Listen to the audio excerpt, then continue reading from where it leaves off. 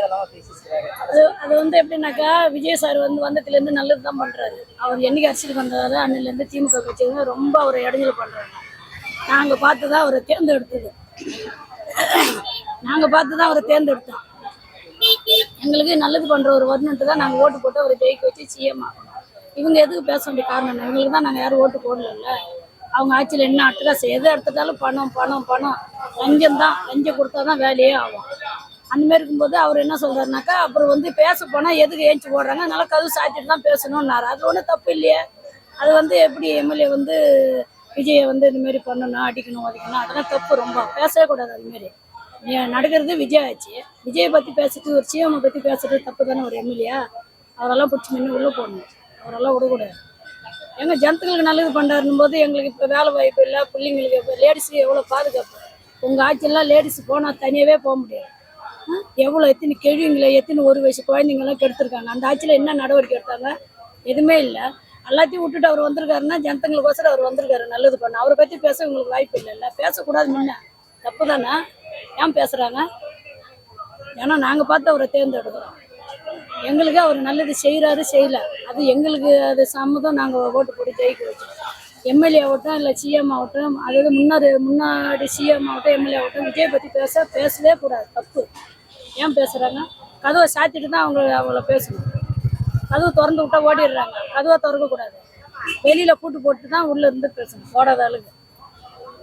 எப்படி இவங்க எலும்பு ஓடிப்பான், அது ஓடிப்பான், இந்த வாட்டி கையை எதனா பிரச்சனை ஆகட்டும். எலெக்ஷன் டைமில் பிரச்சனை பண்ணாங்க, நாங்கள் இருந்தோம். இப்போ எங்கள் விஜய் சிஎம் பேசி பார்க்கட்டுமா? நாங்களாம் லேடிஸ் எப்படி கொந்தாளிக்கிறோம் பாருங்கள். எப்பயுமே திமுக வராது. அடுத்தடுத்து விஜய் தான். அடுத்தது வந்து பிரதமர் கூட ஆகலாம். அதை நாங்கள் பார்த்து தேர்ந்தெடுக்கிறது. இவங்க ஏன் இப்படி ஆத்திரப்பட்டு போகிறாங்க? சம்பாதிக்க முடியலன்னா எது இதில் எல்லாத்துலேயுமே ஊழல் தான். எதில் வந்து நீங்கள் ஊழல் பண்ணதை நேர்மையாக நீங்கள் எப்படி ஆட்சி பண்ணீங்க? எப்பயுமே நேர்மாச்சே கிடையாது. அது எம்ஜிஆர் அண்ணா அம்மா இருக்கும்போது தான் நேர்மையாக இருந்தது, லஞ்சம் வாங்காது. இவங்க ஆட்சியில் அநியாயமாக மண்டியை தட்டு மூளை ஊறிடுறாங்களா. அந்தமாரி இதெல்லாம் இது பண்ணும்போது எப்படி விஜய் பற்றி பேசுகிற ரூல்ஸே கிடையாது. தப்பு. அதெல்லாம் விஜய் வந்து நல்லது பண்ண வந்திருக்காருன்னா அவர் என்ன ஒன்றும் இல்லாதவரா? ஒரு நாளைக்கு எவ்வளோ வருமானம் வருது? எல்லாத்தையும் விட்டுட்டு மக்களுக்கோசரம் வந்திருக்காருன்னா திமுக கட்சிக்காரங்க எதுக்கு அவரை பற்றி எப்போ பார்த்தாலும் நோண்டிக்கிட்டே இருக்கிறாங்க? நாங்கள் பொம்பளை, நாங்கள் லேடிஸ் பார்த்து தான் விஜய் வரணும் நல்லது பண்ணணும் தான் நாங்கள் அவரை ஓட்டு போட்டு ஜெயிக்க வச்சோம். திமுக கட்சிக்காரங்க பேசுறதுக்கு தப்பு. முன்ன அவங்களாம் பிடிச்சி உள்ளே போகணும். பேசவே கூடாது. இப்போ நடக்கிறது விஜய் ஆட்சி. சிஎம் வந்து பேச வேண்டிய காரணம் என்ன? அது உங்கள் ஆட்சியோட முடிஞ்சு போச்சு. நாங்கள் பார்த்து தேர்ந்தெடுத்துருக்குறோம். எம்எல்ஏ சொல்கிறாரு விஜயெல்லாம் அடித்து கைகள் ஓடிக்கணும். எப்படி அடித்து உடச்சிடுவாங்க? அங்கெல்லாம் ஜனம் விட்டுருவோமா? முன்ன விட்டுட்டோம் எலெக்ஷன் டைம். இப்போல்லாம் விட மாட்டோம். தோற்றி அடிப்போம் இப்போலாம். நாங்கள் எம்எல்ஏ ஆகட்டும் எம்பி ஆகட்டும். தப்பு. அதெல்லாம் அதுமாதிரி பேசவே கூடாது. பேசுறது முன்ன தப்பு தானே. ஒரு எம்எல்ஏ இருந்து நீ பேசுறதுனா எலும்பு ஓடிப்போனா என்ன காரணம்? அப்போ நீ எலும்பு ஓடிச்சிட்டு போனால் நாங்களாம் பார்த்துன்னு சும்மா இருப்போமா? நாங்கள் லேடிஸ்லேயே ஓடிப்போம். தோற்றி அடிப்போம் நாங்கள் ரோட்லலாம். எம்எல்ஏ ஆகட்டும் இல்லை சிஎம் கூட ஆகட்டும், முன்னாள் சிஎம் கூட ஆகட்டும். இல்லை திருடணும். இல்லை திருட முடியல. இப்போ உண்மை இது இப்போ வந்து உண்மையான ஆட்சி இருக்கும்போது திருட முடியல அவங்களாம். அதனால ஆத்திரம் வருது. ஆத்திரம்னா உன் பொண்டாட்டி பிள்ளைகிட்ட போய் காட்டணும். எங்கள் விஜய்கிட்ட எங்கள் சிஎம் கிட்ட காட்டவே கூடாது. உன்னோட வீரத்தொருத்தர் வந்து எங்கள் விஜய்கிட்ட சிஎம் கிட்ட காட்டவே கூடாது. இன்னும் காட்டினதே தப்பு. பிடிச்சா அப்பயே உள்ளே போட்டுருக்கணும். தப்புங்க. உனக்கு ஆத்திரம் வருதுன்னா பொண்டாட்டி பிள்ளைய போய் கேளு, உங்கள் ஒய்ஃபை போய் கேளு. எங்கள் விஜயை வந்து அடிக்கிறோம் உதைக்கிறன்றதே முன்ன தப்பு. நாங்கள்லாம் கொந்தளிச்சா அவ்வளோதான். நடக்கிறது எங்கள் ஆட்சி. ஒன்றும் பண்ண முடியாது. அடுத்தடுத்து விஜய் தான். நீங்கள் எவ்வளோ பிரச்சனை பண்ணுறீங்களோ எல்லாத்துக்கும் நாங்கள் லேடிஸ் இன்னும் இருக்கிற லேடிஸு எங்கள் பிள்ளைங்களை எல்லாரையும் கிளப்பி விட்டு விஜய்க்கு தான் ஓட்டு போட்டோம். அடுத்த சிஎம்மும் அவர் தான். சாவர் வரைக்கும் விஜய் தான் சிஎம். இங்கே பேசுறதுக்கு வாய்ப்பே இல்லை. எப்போ அவர் சொன்னாரோ அப்பயே அவரை பிடிச்சி உள்ளே போட்டுக்கணும். அப்போ தான் அடுத்தடுத்து அவங்களுக்கு பயம் இருக்கும். அதாவது அவங்களுக்கு வந்து திருட முடியலன்ட்டு தான் அவங்க கொந்தாளிச்சு பேசுகிறாங்க. இந்தமாரி அவங்க கொந்தாளிக்க நாங்கள் ஜனம் வந்து விஜய் மேலே தான் ஆர்வத்தை காட்டுவோம். திமுக இனிமேல் வராது. திமுக வர்றதுக்கு வாய்ப்பே கிடையாது. நாங்கள் லேடிஸ் வந்து விஜய் வந்தால் தான் எங்களுக்கு நல்லது நடக்கும்ட்டு எவ்வளோ இப்போ போதை பொருள் ஒழிச்சிருக்காரு, எவ்வளோ ஒரு நல்ல திட்டத்தை எடுத்துன்னு இருக்காரு. எங்கள் ஒரு குழந்தைய தூக்கி அவர் பெத்த புள்ள மாரி தூக்கி இடுப்பில் வைக்கிறாருங்க. எந்த சிஎம் தூக்கி இடுப்பில் வச்சாங்க? எந்த ஆஸ்பத்திரியில் போய் பார்த்தாங்க? எந்த காலேஜ் ஹாஸ்டலில் போய் பார்த்தாங்க? எதுவும் கிடையாது. எவன் வீட்டு பிள்ளையே சாகுது, எவன் வீட்டு பொண்டாட்டியே விஷத்தை பிடிக்கிற, எவன் பொண்டாட்டி எவனே ஈத்துன்னு போகிறான்ட்டு ஒன்று இருக்கிறான் ஏசிக்காரில். வீட்டில் வாடகை இருக்கிறோம். என்றைக்கு எம்எல்ஏ ஆகிருக்கிறான்? எதுவும் கிடையாது. எங்கள் விஜய் வந்த பிறகு வீடு வாடகை வீட்டில் இருந்தவரெலாம் இன்றைக்கி எம்எல்ஏ ஆகியிருக்காங்க. ஆட்டோ ஓட்டினவரும் எம்எல்ஏ, அவங்க வீட்ல கார் ஓட்டினார் 30 வருஷம், அவங்க போய் எம்எல்ஏ. நீங்க உங்க ஆட்சியில யாரை எம்எல்ஏ ஆக்கியிருக்கிறீங்க? உங்க குடும்பத்திலேயே தான் நீங்க போட்டுக்கிறீங்க. ஒரு வயசு குழந்தையெல்லாம் தூக்கி போய் கெடுக்குறீங்க. அப்பெல்லாம் எங்க போச்சு உங்க வீரத்தை? அப்போ எங்கெங்க போச்சு உங்க வாயில என்ன வச்சிருந்தீங்க? கொழுக்கட்டை வச்சிருந்தீங்களா, பச்சை வாழைப்பழத்தை எடுத்து வச்சிருந்தீங்களா? சொல்லு. அப்ப கேட்டிருக்கணும். ஒருத்த வீட்டு குழந்தை, ஒரு வயசு குழந்தைய அவன் ஆட்சிக்காரன் குடிச்சிட்டு போய் கெடுக்குறாங்க. அப்ப எங்க போச்சு இந்த திமுக? கரூர்ல அத்தனை பேர் சேர்த்ததுக்கு விஜய் வரக்கூடாதுன்னு எவ்வளவு அட்டகாசம் பண்ணா. இன்னைக்கு அந்த கரூர்ல சேர்த்த குடும்பத்துக்கு இன்னைக்கு கவர்மெண்ட் வேலைங்க. அதே சிஎம் வந்து அவரோட நிதி கொடுக்குறாரு. ஒரு நல்லது பண்ணவனா நோண்டிக்கிட்டே இருப்பீங்களா? நோண்டி பாருங்க, விஜய் மேல கை வச்சு பாருங்க, அப்போ தெரியும் என்ன ஆகுதுன்னு. நாங்க பொம்பளைங்களே தோத்தி அடிப்போம். ஆம்பளை யாரும் வரமாட்டாங்க, பொம்பளைங்களே நாங்க தோத்தி அடிப்போம். கையை உடைச்சிருவோம், காலை உடைச்சிருவோம்னா இப்போ எவ்வளோ வந்து பிராந்தி கடை மூடிருக்காங்க. எவ்வளோ ஒரு கெஞ்சா இது அதெல்லாம் ஆன்ஸ் எல்லாமே இப்போ ஒழிச்சிருக்காரு. பொம்பளை போலீஸாக இருந்தாலும் இல்லை லேடிஸாக இருந்தாலும் எவ்வளோ ஒரு பாதுகாப்பு. நேற்று கூட பேட்டி பார்த்தா, ஒரு 18 வயசு பிள்ளை 19 வயசு பிள்ளைகள்லாம் எதுவுமே யாரும் ஆம்பளை வந்து டச் பண்ணக்கூடாது. டச் பண்ணால் அவங்கள எங்கே ஓடினாலும் விடக்கூடாது, பிடிச்சி உள்ளே போடணும். அதாவது பெரிய தண்டனையாக கொடுக்குற மாரி இருக்கும். அப்படின்னா அப்போ அந்த மாதிரி வார்த்தை கேட்கும்போது எப்படி இருக்கும்? உங்கள் ஆட்சியில் என்ன நீங்கள் நடவடிக்கை எடுத்தீங்க? எப்படி ஜனம் உங்களுக்கு ஓட்டு போடுவாங்க? நீங்கள் எந்த அளவுக்கு இடைஞ்சல் பண்ணுறீங்களோ அந்த அளவுக்கு நீங்கள் வரவே முடியாது. இனிமேல் விஜய் தான். எத்தனை ஜென்மம் எடுத்தாலும் விஜய் தான். நாங்கள் பார்த்து போடணும். வீட்டுக்காரே இப்போ ஓட்டு போட போனோட வீட்டுக்காரை நாங்கள் டைவர்ஸ் பண்ணிவிடுவோம். விஜய்க்கு தான் ஓட்டு போடுவோம். அதெல்லாம் இல்லைங்க. எங்கள் வீட்டுக்காரங்களாம் நாங்கள் சொல்லி விஜய்க்கே ஓட்டு போடலன்னா வீட்டுக்காரை நாங்கள் டைவர்ஸ் பண்ணிவிடுவோம் வானான்ட்டு. நாங்கள் விஜய்க்கு தான் ஓட்டு போடுவோம். விஜய் தான் எங்களுக்கு வேணும். விஜய் வந்து என்னங்க தப்பு பண்ணிட்டாரு? அரசியலுக்கு வந்து எல்லாமே ரோட்டில் இருந்த பிராந்தி கடை எடுத்துருக்காரு, கடை ஓரத்தில் இருந்த பிராந்தி கடை எடுத்துருக்காரு. ஒரு பொம்பளை போக முடியுதா? அவங்கள தாண்டிட்டு தான் போகணும். நாங்கள் எந்த நேரத்தில் எந்த தோலில் கை போடுறானா எங்கே போடுறான்னா தெரியாது. அந்த ஆட்சியெல்லாம் நடந்து போகும்போதே பாருங்க, இப்படி இடுப்புல கை போட்டு சொரிஞ்சிட்டு போவானுவா. அப்போல்லாம் எங்களுக்கு என்ன பாதுகாப்பு? ஒரு பாதுகாப்பும் கிடையாது. வீட்டை விட்டு வெளியில் வந்துட்டா வீட்டுக்கு போகிறது எப்படி, என்ன நடக்கும், ஏது நடக்குன்னு பயத்தில் போகணும். அப்படி இருக்கும்போது எதுக்கு அவங்க சொரியிறாங்க? சும்மா சொரிஞ்சிக்கின்னு இருக்கிறதெல்லாம் வேஸ்ட்டு. சொரிஞ்சா நாங்கள் பொம்பளை தான் இனிமேல் சொரியிறது இல்லை. போட்டுக்கிற ஜட்டித்தெல்லாம் அவுத்துட்டு அடிப்போம். லேடிஸாக நாங்கள் விட மாட்டோம். இனிமேல் நாங்கள்லாம் திமுகலாம் வர்றதுக்கே வாய்ப்பு கிடையாது, வரவும் வராது. என்னக்கா சொல்கிறது?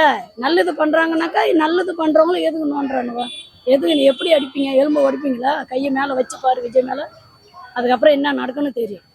நாங்கள் பொம்பளைங்க வந்து முன்ன எலெக்ஷன் டைமில் நீங்கள் என்னென்ன பண்ணீங்க? செருப்பால் அடிச்சிங்க, இந்த இதில் தொகுதியில் விட்டு அவர் என்னவோ பண்ணீங்க. அப்போல்லாம் நாங்கள் எதுக்கு இருந்தோன்னா ஜெயிக்கணும், எங்கள் விஜய் ஜெயிச்சு சிஎம்மாக ஆகணும் அப்படின்னு நாங்களாம் அமைதியாக இருக்கோம். இனிமேல் நாங்கள் அமைதியாக இருக்க மாட்டோம். எங்களை சீண்டாத வரைக்கும் நாங்கள் கம்மனாக இருப்போம். சீண்டுட்டா உங்களுக்கு கஷ்டம், புரியுதுங்களா? நீங்கள் இந்த மாதிரி சீண்ட அடுத்தது எங்கள் விஜய் வந்து விருதுமேறது கூட ஆவார். யார் அவரா? இருக்கட்டும், மக்களுக்காக அவர் இருக்கிறாருன்னா அவரோட இதில் என்னத்தை பண்ணியிருக்காரு? இல்லை ஆமா, மக்களுக்கோசம் தான் எங்களுக்கோசம் தான் அவர் இருக்காரு. எவ்வளோ ஒரு நாளைக்கு எவ்வளோ அவருக்கு சொந்த எத்தனையோ சிஎம் வந்தாங்கங்க. அதாவது கவர்மெண்ட் காரு தான், கவர்மெண்ட் வீடு தான் அவங்க இருந்தது. இப்போ விஜய் வந்து என்னத்த கவர்மெண்ட் வீடு வேணாம், கவர்மெண்ட் காரு வேணாம், என்கிட்ட எல்லாமே இருக்கு, அதிலே தான் போறாரு. மீட்டிங்கில் போட்டால் இப்போ அந்த திருச்சி மீட்டிங்லாம் பார்த்தேன், சேர் போட்டால் உக்காரல, மீட்டிங் முடிகிற வரைக்கும் நின்றுக்கிட்டு பேசினாரு. அப்போ என்ன அர்த்தம்? ஜனத்துங்களுக்கு மரியாதை.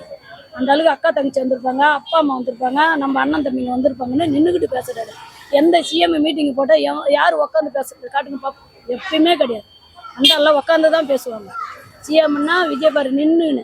இப்போ இன்னைக்கு பாருங்க, எந்த வீட்டில் எந்த விசேஷம் வச்சாலும் விஜய் பற்றி தான் போவோம். விஜய் தான் பேனர். விஜய்னா எங்களுக்கு ஃப்ரெண்டு, தம்பி, அண்ணன், அக்கா பையன், தங்கச்சி பையன், அப்படி தான் நாங்கள் நினச்சிக்கணும். எல்லாமே உங்கள் ஆட்சியில் இதுமாரி போட்டுக்கிறாங்களேன்னா யாருமே போட முடியாது. இன்றைக்கி நாங்கள் பொம்பளைங்க போகிறோன்னா எந்த ஒரு பிரச்சனை இல்லாத, எந்த ஒரு ஆபத்து இல்லை, நாங்கள் ஜாலியாக போகிறோம் வரோம். எங்களுக்கு அந்த பாதுகாப்பு தாங்க வேணும். வீட்டுக்காரே இப்போ எங்களை எதுவும் கேட்க முடியாது. கேட்டால் டைவர்ஸ் பண்ணிவிடுவோம். வீட்டுக்காரே வேணான்ட்டு. எங்களுக்கு எங்கள் விஜய் தான் வேணும், எங்கள் சிஎம் தான் வேணும். நல்லது நடக்கும்போது என்ன பண்ணுறோம்? அவர் தான் இருக்கணும். இங்கே எதுக்கு அடிக்கணும் உதைக்கணும் என்ன அர்த்தம்? உதயநிதி ஸ்டாலின்லாம் என்னத்தை வந்து இப்போ இது பண்ணிட்டாரு? எதுக்கு அன்றைக்கி ஒரு வயசு பிள்ளைக்கு எடுக்கும்போது இவங்களாம் எங்கே போனாங்க? அவங்க ஆட்சியில் தானே குடிச்சிட்டு கெடுத்தானுவ. அப்போ யார் வீட்டு பிள்ளையாக கெடுக்கிறாங்கன்னு நினச்சின்னு தானே ஒன்று இருந்தானே. இப்போ என்ன கேள்வி பூல் கேட்குறாங்க? நம்ம எந்த கேள்வி பூலும் கேட்கவே கூடாது. கேட்டால் நாங்கள் கொந்தாளிப்போம். பொம்பளைங்க தான் அப்புறம் அடிப்போம். பொம்பளைங்க தான் இனிமேல். இந்த விஜயோசம் நாங்கள் எது வேணாலும் பண்ணுவோம். விஜய் தான் எங்களுக்கு கடைசி வரைக்கும். அடுத்தடுத்து சிஎம் விஜய் தான். நாங்கள் பார்த்து தான் விஜய் தேர்ந்தெடுத்தோம். ஏன் நீங்கள் போட்டி போடுறீங்க? உங்களை தான் ஒதுக்கிட்டோம்ல. ஆட்சியில் எதுவுமே கிடையாது. பணம் கொடுத்தா தான் வேலை, ஓட்டு வாங்க வரீங்க, அதோடு சரி. அதுக்கப்புறம் பார்த்தா ஏசி காரில் தான் போகிறீங்க வரீங்க. இன்றைக்கி வந்து பார்த்தீங்கன்னாக்கா வீடு வாடகை இருக்கிறாங்க, அவங்க எம்எல்ஏ. அவங்க வீட்டில் 30 வருஷம் கார் ஓட்டின டிரைவர் பையனுக்கு எம்எல்ஏ, ஆட்டோ ஓட்டினார் அவருக்கு எம்எல்ஏ. இதெல்லாம் நாங்களாம் நினச்சா எங்களுக்கெல்லாம் அப்படியே விஜயகார்டில் போய் ஊர்ந்து கும்பிடணும்னு நினைக்கிறோம். தெய்வம் எங்களுக்கெல்லாம், அண்ணன் தம்பி அப்புறம் தெய்வம் எங்களுக்கு. ஒரு வாடகை விஜய் அடிப்பா உதைப்பேன்னா விஜய் மேலே கை வச்சு பாருங்கள், அப்போ தெரியும் என்ன நடக்குன்னு. நாங்கள் லேடிஸாக பார்த்து என்ன பண்ணுவோன்னு தெரியாது. எதுக்கு விஜய் மேலே நீங்கள் எப்போ பார்த்தாலும் போட்டு கொண்டு கிடக்குறீங்க? உங்களுக்கெல்லாம் வானான்னு ஒதுக்கிட்டோம். விஜய் வந்து நல்லது பண்ணுறாரு, நல்லது பண்ணும்போது கம்மியாக இருக்க வேண்டியதானே. அடிப்போம் ஒழிப்பேன்னா அது என்ன அர்த்தம்? அது அடித்து பாருங்கள், மேலே கையை வச்சு பாருங்கள், அப்போ என்ன நடக்குன்னு அப்போ அதுக்கப்புறம் தெரியும். நாங்கள் லேடிஸ் எல்லாம் வந்து அமைதியாக இருக்கணும்னு நீங்கள் நினச்சின்னுக்கிறீங்க. எங்கள் விஜய் கோசம் தான் நாங்கள் அமைதியாக இருக்கிறோம். விஜயே எது விஜய் மாரி விஜய் டெல்லியில் சொல்லுவார் பாரு, சொல்லி சொல்லி அடிப்பேன். அந்தமாரி சொல்லி சொல்லி அடிப்போம், தொத்தி தொத்தி உங்களை அடிப்போம். நாங்கள் எங்கள் இறங்கிருக்க வரக்கூடாது. எங்கள் விஜய் வந்தாருன்னா விஜய் நல்லது பண்ணுறாரு, நல்லா விஜய் நாங்கள் ஓட்டு போட்டு ஜெயிக்க வச்சோம். அதனால் நீங்கள் எதுக்கு அவர்கிட்ட எப்போ பார்த்தாலும் இறங்கல் பண்ணுறீங்க? எலெக்ஷன் டைமில் நாங்கள் உங்களை விட்டுட்டோம். இப்போ மேலே கை வச்சு பாருங்கள் என்ன நடக்குதுன்னு பார்த்து. அப்புறம் மேலெல்லாம் கை வச்செல்லாம் ஒன்றும் பண்ண முடியாது. நீங்கள் பாடு கத்திக்கிட்டே கிடக்கலாம், வேறு ஒன்று கூட பண்ண முடியாது. இனிமேல் வந்து நீங்கள் எந்த அளவுக்கு கத்துறீங்களோ அந்த அளவுக்கு எங்கள் விஜய் தான் அடுத்து சிஎம். நீங்கள் கத்த அப்போ எங்களுக்கு என்ன ஆகுதுனாக்கா விஜய் தான் எங்களுக்கு வேணும்னு எங்களுக்கு அப்படி ஒரு ஆர்வம். விஜய் இருந்தால் நம்மளுக்கு நல்லது, விஜய் இருந்தால் எங்களுக்கு பாதுகாப்புங்க, லேடிஸுக்கு பாதுகாப்பு. அப்படி இருக்கும்போது விஜய் வந்து அடிப்போம் ஒழிப்போம்னா அது தப்பு தானே. அது ஏன் அந்த வார்த்தை சொல்கிறீங்க? உங்களுக்கு ஆத்திரம் வந்தால் பொண்டாட்டிக்கிட்ட காட்டுங்க, உங்கள் பிள்ளைகிட்ட காட்டுங்க. உங்கள் ஆட்சியில் நீங்கள் என்ன பண்ணிட்டீங்க? 5 வருஷமாக யாருக்கு வேலை போட்டு கொடுத்தீங்க? உங்கள் ஆட்சியில் பாரு, படித்தவங்கெல்லாம் கெஞ்சி அடிக்கிறான், மாவா போடுறான், சரக்கு அடிக்கிறான், பிளேடு போட்டு பணத்தை திருடுறான். அவனை போய் பிளேடு போட்டு அறுக்கிறானு, கத்தியால் வெட்டுறானு. சண்டை ஒரு சின்ன சண்டைனா கூட கத்தியால் வெட்டுறானுங்க. அப்படி தான் நீங்கள் ஆட்சி நடத்துனீங்க 5 வருஷம். எங்கள் விஜய் ஆட்சியில் பாரு, எதனா பிரச்சனை வருதா? பிரச்சனை வந்தால் உடனே பிடிச்சி உள்ளே போடுன்றாரு. அப்போ யார் கூட அப்போ நாங்கள் துணையாக இருப்போம்? நாங்கள் விஜய் கூட தான் இருப்போம். நீங்கள் எங்கள் பிள்ளைங்களுக்கு கரூர்லலாம் செத்துட்டாங்கன்னு சொல்லிட்டு விஜய் மேலே பழி போட்டு எவ்வளோ அட்டகாசம் பண்ணீங்க. இன்றைக்கி அந்த செத்த குடும்பத்துக்கு 33 குடும்பம் 36 குடும்பத்துக்கு இன்றைக்கி கவர்மெண்ட்டு வேலை. அந்த செத்த குடும்பத்துக்கு விஜய் வந்து எதுவுமே பார்க்கல, அரசியலுக்கே வரல.